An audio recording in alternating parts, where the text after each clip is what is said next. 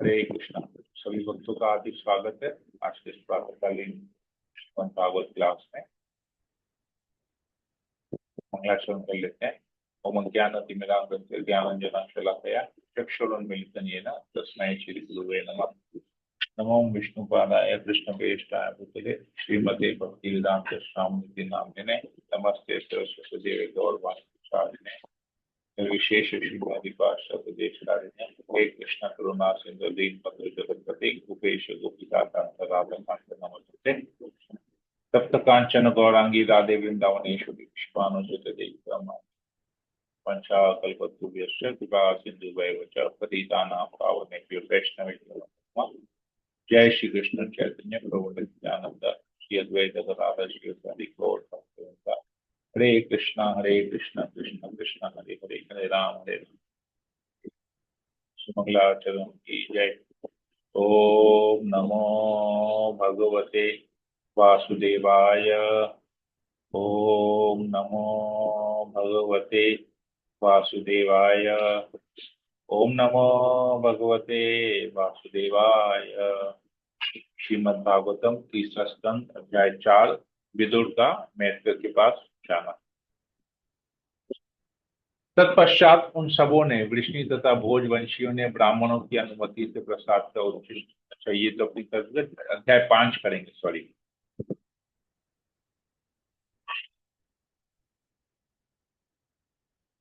Chapter 5 अध्याय 5।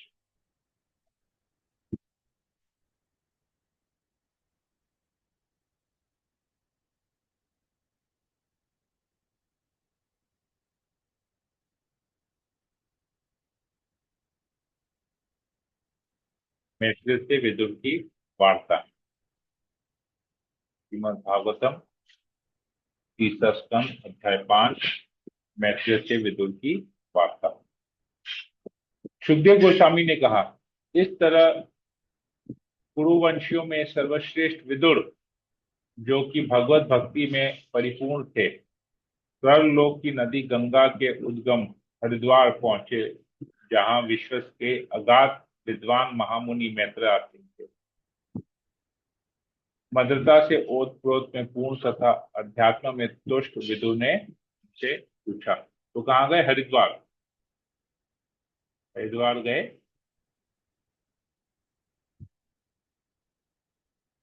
और मैत्री ऋषि से जाके मिले। विदुर ने कहा, हे महर्षि, इस संसार का हर व्यक्ति सुख प्राप्त करने के लिए सकाम कर्मों में प्रवृत्त होता है, किंतु उसे न तो तृप्ति मिलती है, न ही उसके दुख में कोई कमी आती है। विपरीत इसके ऐसे कार्यों से उसके दुख में वृद्धि होती है। इसलिए कृपा करके हमें इसके विषय में हमारा मार्गदर्शन करें कि असली सुख के लिए कोई कैसे रहे। तो बहुत इंपॉर्टेंट क्वेश्चन है, देखेंगे। हम लोग सब लोग ना अपने जीवन में सकाम कर्म में लगे हुए हैं। सकाम कर्म का मतलब है यहाँ पर पूजा पाठ करना, दान पुण्य करना। ये देखिए कि सकाम कर्म का जनरल डेफिनेशन क्या है? धर्म के कार्यों में लगना और दान देना, ये सकाम कर्म का डेफिनेशन है। हम लोग है, कोई है ऐसे जो सकाम कर्मों में लगा हुआ है, पूजा पाठ करता है, धर्म के कार्य करता है, दान पुण्य करता है? कोई है ऐसा कि कोई कर नहीं रहा है? कोई है क्या ऐसा? अच्छा, सब लोग हम अधर्म में लगे हुए हैं, राइट। हम हाँ लोग तो प्रभु जी, सभी सब लोग सकाम कर्म करते में हैं लगे हुए प्रभु हैं जी। प्रभु जी। हाँ, काम में करते तो सकाम कर्म सब में लोग। अब विदुर क्या कह रहे हैं कि सकाम कर्म करने के बाद में भी तृप्ति नहीं मिल रही है, दुख का कमी है क्या किसी के जीवन में? कोई कह सकता है कि मेरे जीवन में कोई दुख नहीं है, मैं जब से सकाम कर्म में लगा हूं, धर्म कर रहा हूं, मेरा जीवन में दुख खत्म हो गया है? कोई है क्या? नो प्रभु। नहीं प्रभु जी, है नो बिल्कुल नो नहीं है। प्रभु। नो प्रभु। और अगर सोचेंगे तो देखेंगे दुख बढ़ते जा रहा है, दुख कम नहीं हो रहा है। आप अपने लाइफ के पिछले 25 साल को देखिए, तो 25 साल पहले आपकी क्या पोजीशन थी और आज के डेट में आपकी क्या पोजीशन है क्या? दुख में कमी हुई है क्या? जितना ज्यादा उम्र जा रहा है, जितना ज्यादा समय जा रहा है, दुख बढ़ते जा रहा है। दुख कम हो रहा है क्या? किसी का दुख कम हुआ है पहले से? नो हाँ। प्रभु। तो मतलब विदुर सही प्रश्न पूछ रहे हैं, राइट? उसने सही कमेंट दिया है। और क्या प्रश्न पूछ रहे हैं? कृपा करके हमें इसके विषय में हमारा मार्गदर्शन करें कि असली सुख के लिए कोई कैसे रहे। सही प्रश्न है। आप लोग को इसका उत्तर जानना है ना? चलेगा? यस प्रभु, जानना है। यस प्रभु।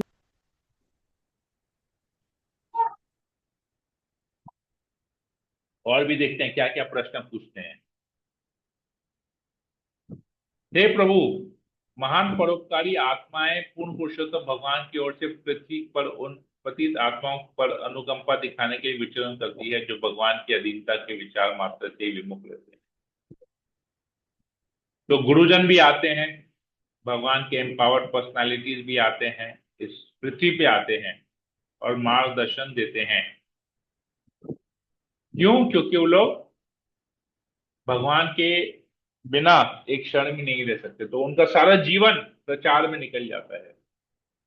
तो इसलिए हे महर्षि, आप मुझे पूर्ण पुरुषोत्तम भगवान की दिव्य भक्ति के विषय में उपदेश दें, जिससे हर एक के हृदय में स्थित भगवान भीतर से परम सत्य विषय या वह ज्ञान प्रदान करने के लिए प्रसन्न हो, जो कि प्राचीन वैदिक सिद्धांतों के रूप में उन लोगों को ही प्रदान किया जाता है जो भक्ति योग द्वारा शुद्ध हो चुके हैं। तो देखिए, बहुत इंपॉर्टेंट ये पॉइंट है। इसके ये रेपिटेशन है, ये पहले भी आ चुका है ये पॉइंट।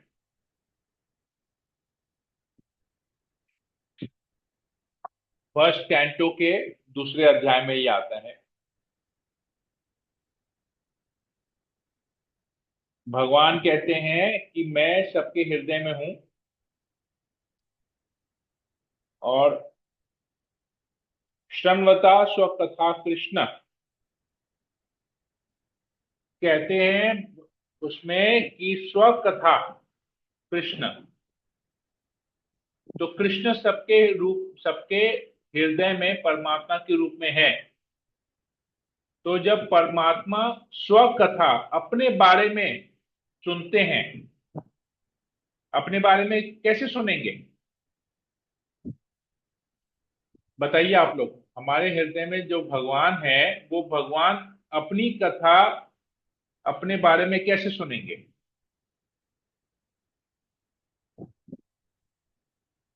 बताइए। तो जब हम लोग अपने सुनेंगे तभी भगवान सुन पाएंगे। Very good, right. तो बताते हैं कि जब भगवान स्व कथा सुनते हैं, तो वो अंदर से हमारे हृदय की धुनौती करते हैं। धुनौती मतलब धुलाई करते हैं।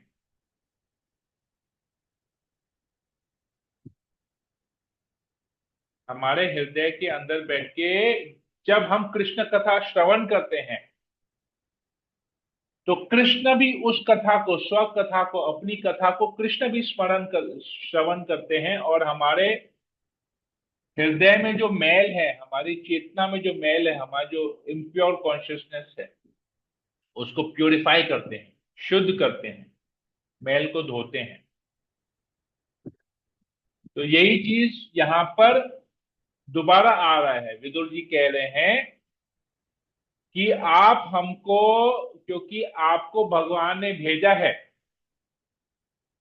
आप जैसे शुद्ध भक्तों को भगवान ने पृथ्वी में भेजा है उद्धार करने के लिए, हमारा उद्धार करने के लिए। तो आप हमको, हमारा उद्धार कैसे होगा? आप हमको उपदेश दें,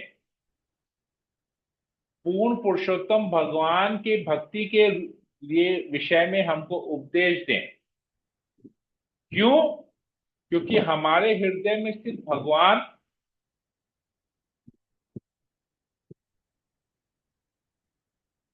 क्या करेंगे? प्रसन्न होंगे। जब हम ये कथा सुनेंगे, आपके श्रीमुख से जब हम ये कथा सुनेंगे, तो भगवान उससे प्रसन्न होंगे। हमारे हृदय में बैठे हैं भगवान, उससे प्रसन्न होंगे और हमें ज्ञान प्रदान करेंगे। हमें कैसे ज्ञान प्रदान करेंगे? हमारे हृदय के साफ करेंगे, और हम भक्ति योग द्वारा सिद्ध हो जाएंगे, शुद्ध हो जाएंगे। भक्ति योग द्वारा शुद्ध हो जाएंगे। तो ये प्रोसेस है। तो इसलिए हमको भागवत कथा भक्तों के मुंह से श्रवण करना चाहिए। Hearing most important.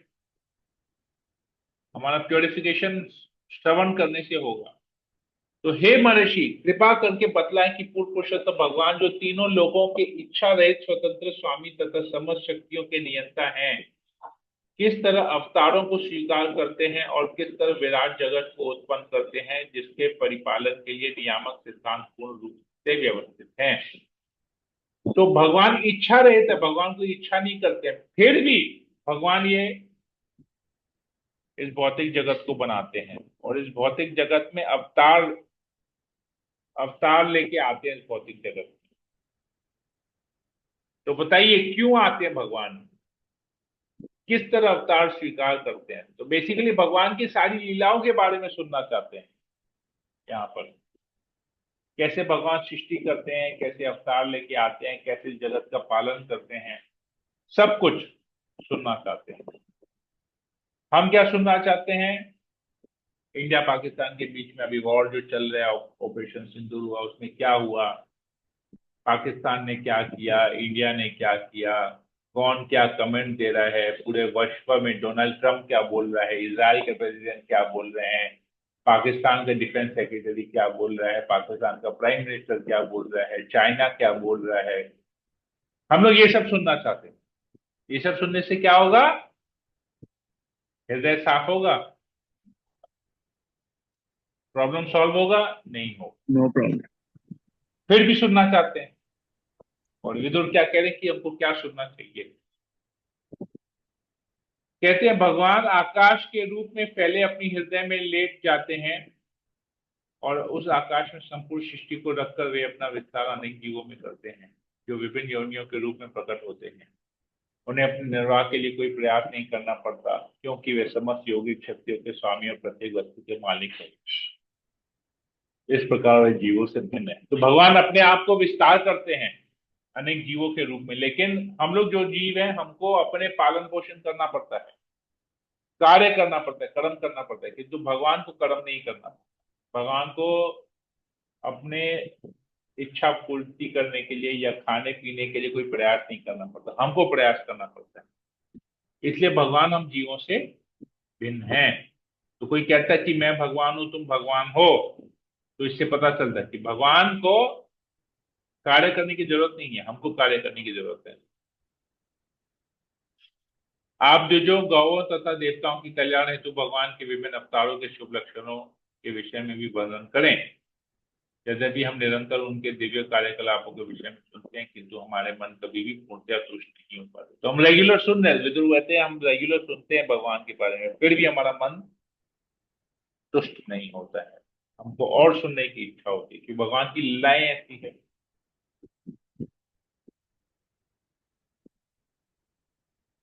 देखिए छोटा सा ये बहुत हम लोग भौतिक एग्जाम्पल से समझ सकते हैं। अगर आपको कोई गाना बहुत अच्छा लगता है तो देखेंगे आप 50-100 बार सुनेंगे, हफ्ता 10 दिन 15 दिन 20 दिन 1 महीना कोई गाना सुनेंगे ना, तो उसके बाद आप बोर हो जाएंगे और गाना और सुनने की इच्छा नहीं होगी। कोई पिक्चर को देखेंगे 2-3 बार 4 बार देखेंगे, उसके बाद उस पिक्चर को देखने की इच्छा नहीं होती मूवी को। लेकिन आप लोग कितने समय से भगवान की कथा सुन रहे हैं, अभी भी इच्छा होती है कि नहीं भगवान की कथा सुनने की? कितने महीनों से हम, कितने वर्षों से हम भगवान की कथा का, इस गीता का, भागवत का श्रवण कर रहे हैं, फिर भी अगर 2 दिन क्लास नहीं होता तो बेचैनी सी होती है कि नहीं है? तो ये प्रैक्टिकल एग्जाम्पल है किसी के साथ ऐसा होता है? जी प्रभु जी। भाई हम तुष्ट हो गए, अब हमको और भगवान की कथा सुननी नहीं है, बस बोर हो गए, नहीं। सुन सुन के थक गए हैं। ऐसा है क्या किसी के साथ? ऐसा लगता है क्या हाँ। छूट रहा है। हाँ, तो अच्छा कह रहे ना लगता कि है। तुष्ट नहीं होता है, जितना सुनते हैं फिर भी तुष्ट नहीं होता है।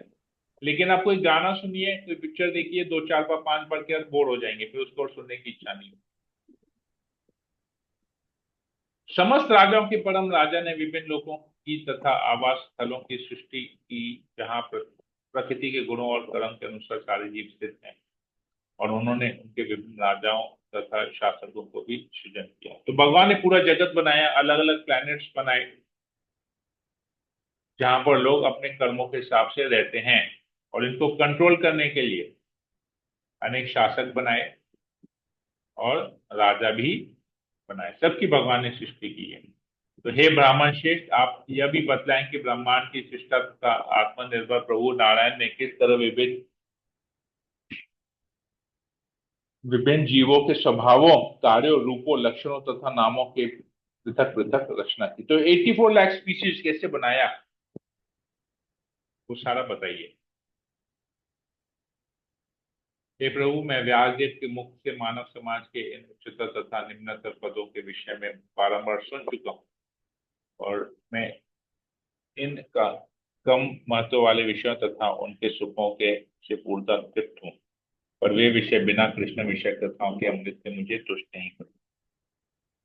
तो बोला मैंने ना व्यासदेव के मुख से ये सब सुन लिया है, भगवान सृष्टि कैसे करते हैं, संहार कैसे करते हैं, कैसे 84 लाख योनियां बनाए, कैसे सृष्टि का सृजन किया, कैसे पालन करे, सब कुछ सुन चुका हूं। लेकिन मैं वो सब सुनकर तृप्त हो गया, लेकिन जहां कृष्ण की कथा नहीं है अभी भी मैं तुष्ट नहीं हूं, क्योंकि उसने सब कुछ बताया कि कृष्ण की लीलाओं के बारे में नहीं बताया, बाकी सब कुछ तो बता दिया। तो वो सब सुन के मैं तृप्त हो गया, लेकिन कृष्ण की लीला अभी भी मैं नहीं सुना हूं। तो मुझे कृष्ण कथा का अमृत मुझे सुनना है अभी।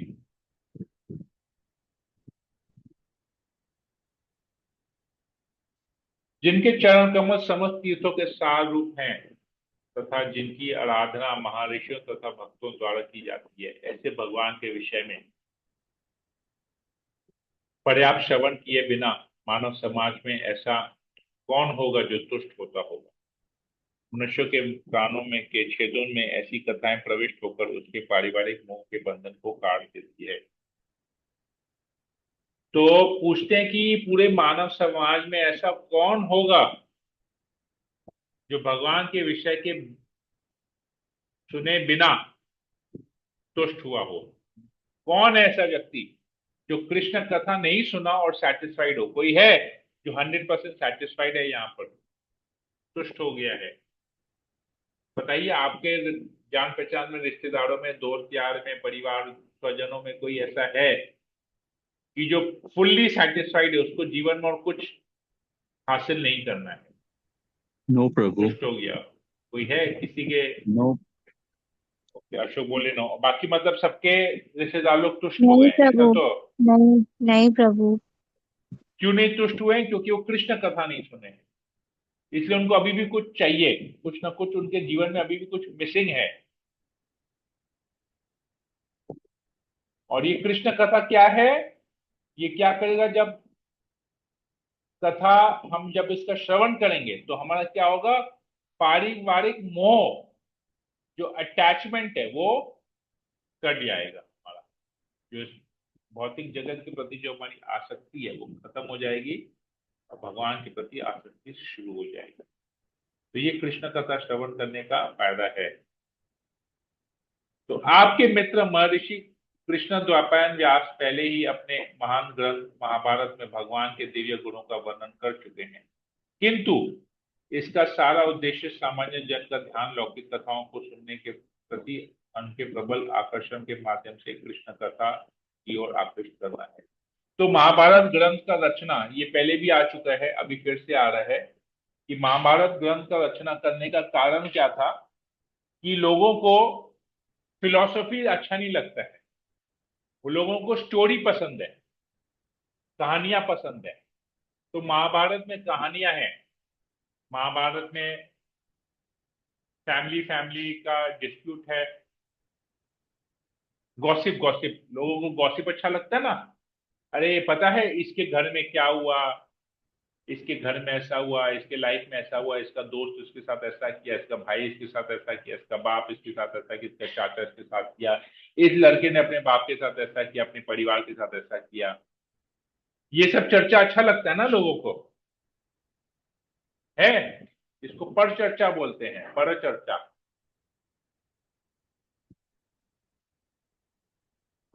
सब जगह देखेंगे ऐसा ही हो रहा है, ऐसी बातें हो रही हैं। अभी जैसे वॉर की बातें चली, इस देश उस देश के बीच में लड़ाई, तो महाभारत में ये सब कुछ है ये सारी स्टोरीज है महाभारत में, तो लोगों को ये सब स्टोरीज के बारे में सुनना अच्छा लगता है, फिलॉसफी नहीं चाहिए।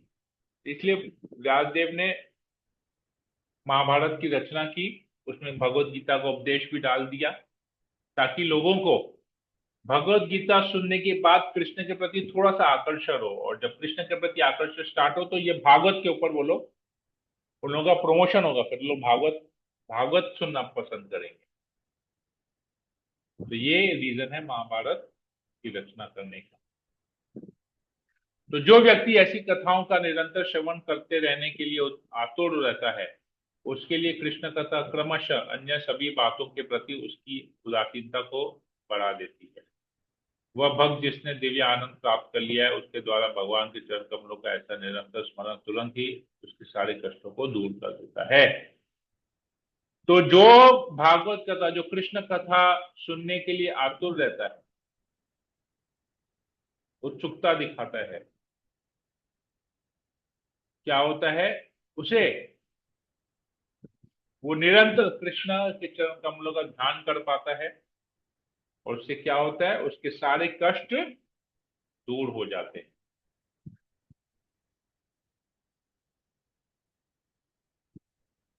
हे मुनि, जो व्यक्ति अपने पाप कर्मों के कारण दिव्य कथा प्रसंगों से विमुख रहते हैं और फलस्वरूप महाभारत भगवत गीता के उद्देश्य से वंचित रह जाते हैं, वे दयनीय द्वारा भी दया के पात्र होते हैं।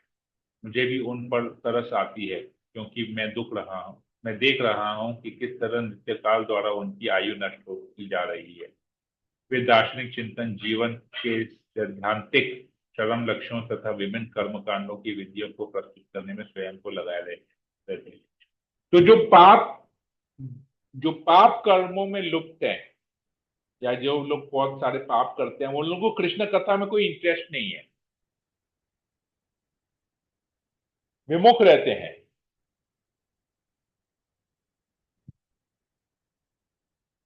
बोला छोड़ो यार, क्या खाली कृष्ण कृष्ण करते रहते, इतना सब कुछ है, इतना फिलॉसफी है दुनिया में, क्रिकेट है, पॉलिटिक्स है, सोशल लाइफ है, फेसबुक है, इंस्टाग्राम है, वो सब में समय देंगे ना, वहां से कुछ सीखने को मिलेगा क्या? कृष्ण कथा से क्या सीखने को मिलेगा? कुछ नहीं, सब बेकार है। तो लोग इसका उसका ज्ञान सुनेंगे, लेकिन कृष्ण कथा नहीं सुनेंगे। बहुत बहुत, मैं तो 24 घंटा जिससे भी मिलता हूं ना, यही देखता हूं मैं, कृष्ण कथा सुनने में कोई इंटरेस्ट नहीं देता। बाकी दुनिया भर का ज्ञान लेंगे, लेकिन कृष्ण का, भगवान जो रियल ज्ञान है, उसको छोड़ के बाकी सारा ज्ञान लेने के लिए लोगों के पास टाइम।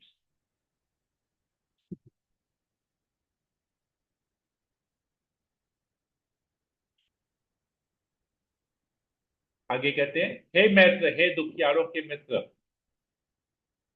एकमात्र भगवान की महिमा सारे जगत के लोगों का कल्याण करने वाली है। अतएव जिस तरह मधुमक्खियां फूलों से मधु एकत्र करती है, उसी तरह कृपया समस्त कथाओं के साथ कृष्ण कथा का वर्णन कीजिए। तो कृष्ण कृष्ण कथा मधु है, बाकी सारी बातें, जो सारे वेद एक फूल के समान है, और जैसे उस फूल में मधु होता है, वैसे ही सारे वेदों में जो मधु है वो कृष्ण कथा है, भागवत है। जिस प्रकार मधुमक्खियां उस फूल के मधु को लेने के लिए एकत्र होती है, उसी तरह मैं भी हूं यहाँ पर, एक भंवरे की तरह, एक मधुमक्खी की तरह मैं भी हूं। तो आप मुझे कृष्ण कथा सुनाइए, मैं उस मधु को टेस्ट करना चाहता हूँ। तो कृपया उन परम नियंता भगवान के समस्त अति मानवीय दिव्य कर्मों का कीर्तन करें, जिन्होंने विराट सृष्टि के प्राकृतिक तथा पालन के लिए समस्त शक्ति से समन्वित होकर अवतार लेना स्वीकार किया। तो सुखदेव गोस्वामी ने कहा, विदुर का अत्यधिक सम्मान करने के बाद विदुर के अनुरोध पर समस्त लोगों के महानतम कल्याण हेतु महर्षि मैत्र मुनि बोले। हरे कृष्णा। मैत्र ऋषि क्या कहते हैं? विदुर का प्रश्न हमारे जीवन के लिए बहुत जरूरी है, सेम प्रश्न है हमारे जीवन में। हालांकि हमारी इतनी बुद्धि नहीं है कि हम ऐसे प्रश्न कर सके, परंतु महा विदुर जैसे जो संत हैं उनकी कृपा से हम जीवन के कष्टों के बारे में सुन सकते हैं, जान सकते हैं, जीवन का लक्ष्य क्या है उसके बारे में हम जान सकते हैं। हरे कृष्णा। तो हम यहीं पर ही रखते हैं, हम लोग फिर इसके बारे में आगे नेक्स्ट क्लास में पढ़ेंगे। अब मैत्र ऋषि किस प्रकार विदुर के प्रश्नों का उत्तर देते हैं, क्या बताते हैं। हरे कृष्णा। किसी को कोई प्रश्न हो, कोई कमेंट हो, पूछ सकते हैं, बोल सकते हैं। Hare Krishna Prabhu. Thank you. Hare And how was your exams yesterday? I didn't have my exam yesterday. मेरा एग्जाम कल सुबह होगा, आज सुबह होना था, पर आज सुबह फिर फोन आया कि नहीं होगा, कल सुबह होगा। तो most probably tomorrow morning class नहीं होगा, मुझे अपना एग्जाम देना पड़ेगा 7:30 to 9। देखते हैं। Okay Prabhu. Hare Krishna. All the best. किसी को कुछ पूछना है, कुछ बोलना है और कुछ नहीं।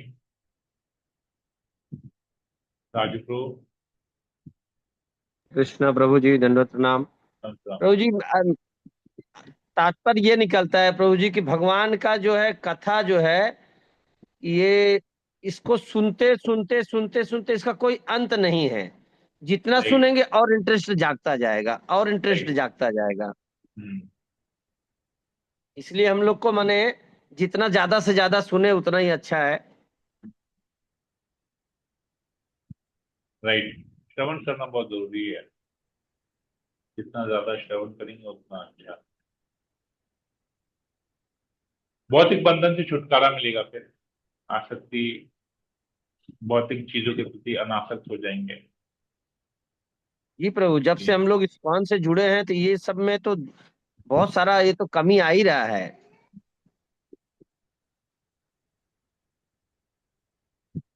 धीरे धीरे वो लालसा जो है वो सब तो कम होता ही जा रहा है। सही है, ठीक है। आशा रानी माता जी। हरे कृष्णा प्रभु जी, दंडवत प्रणाम।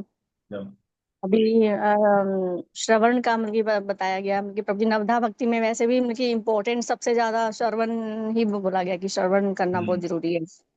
तो इसमें बहुत ज्यादा जरूरी है कि श्रवण करना, चाहे मतलब कि कोई भी टाइम मिल जाए उसमें मतलब कि उसको छोड़ना नहीं चाहिए अगर आपको कुछ मिल रहा है श्रवण करने में। और दूसरा प्रभु जी ये है कि आज का टॉपिक था सेटिस्फेक्शन, कि सेटिस्फेक्शन कोई भी आज की डेट में कोई भी नहीं है। लेकिन प्रभु जी मैंने देखा है कि 4 साल मुझे हो गए इस्कॉन ज्वाइन किए हुए। मेरा खुद का मतलब कि एक्सपीरियंस है कि आपको मैंने बताया ही है कि जैसे बेटी को लेकर कितना टेंशन में, मतलब बहुत ज्यादा टेंशन में थी। और अभी प्रभु के साथ जो भी हुआ, जैसे कितना मतलब कि सफर कर रहे हैं और अभी भी कर रहे हैं, उसमें मतलब कि मुझे मतलब कि जितना मुझे बेटी का टेंशन होता था वो मतलब कि टेंशन मतलब कि मेरा टोटली मतलब कि खत्म हो गया है।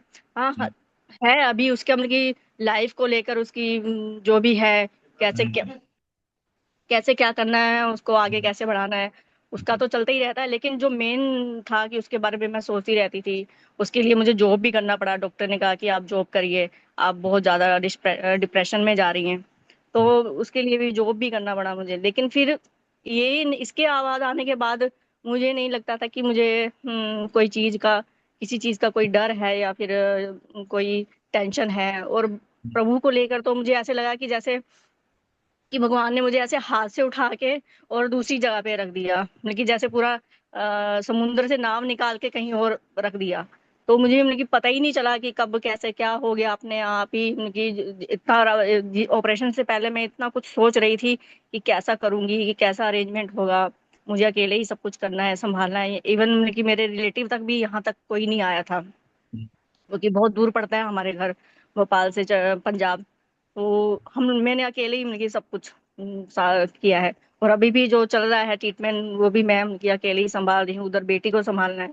तो उसमें मतलब कि मेरा कहने का मतलब है कि साधना इतना मतलब कि हमें देता है कि हम अपना सब कुछ भूल जाते हैं, और भगवान का जब चिंतन रहता है उस चिंतन में हम वो सेटिस्फेक्शन ढूंढ लेते हैं, और जो सारी चीजें जो हमारे अंदर जो दिमाग में होती है वो सब निकल जाती हैं। तो वो चीज मतलब कि मैं बताना चाह रही हूँ कि सेटिस्फेक्शन वो हमें इससे मिलता है। हाँ, कृष्ण कथा से ही तुष्ट होंगे, नहीं तो तुष्ट नहीं होंगे। उस दिन मैंने कि आपको भी मैंने फोन करके बोला था, और आश्रय गुरुनानक प्रभु जी को भी मैंने बोला था कि प्रभु जी ऐसी ऐसी स्थिति आ गई है। तो पहला शब्द मतलब कि आपने भी उन्होंने यही बोला था कि आप क्लास मत छोड़िए, उनको आप मतलब कि सुनते रहिए, बेशक आप कुछ और ना करें। तो मैंने वो नहीं छोड़ा, साधना नहीं छोड़ा, जप नहीं छोड़ा, कहीं भी मौका मिलता था जप कर रहे। तो वो चीज मतलब कि मैंने नहीं छोड़ा, तो वो भी मुझे बहुत ज्यादा मतलब कि है कि सब लोगों ने मुझे इतना हेल्प किया, इनकरेज किया। बहुत उनकी भक्तों का संग और साधना बहुत कुछ देता है इंसान को। हरे कृष्णा।